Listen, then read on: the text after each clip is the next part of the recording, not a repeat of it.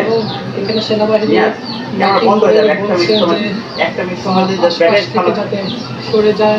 দুপক্ষ যাতে আসলে যার যার অবস্থানে ফিরে যায় এবং আশেপাশে যেহেতু উৎসুক তারা যাতে এখানে আসতে না পারে, এখানে এই 30 সেকেন্ড আছে সেই বিষয়টি তারা দেখবেন। সেনাবাহিনী এসেছে, তবে পরিবেশ আর পরিস্থিতি এখনো পুরোপুরি নিয়ন্ত্রণে এটা আসলে বলা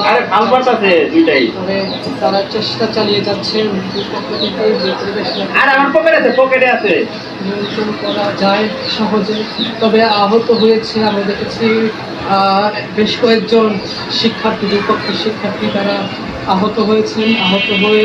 কয়েকজনকে হাসপাতালে নিয়েছেন এবং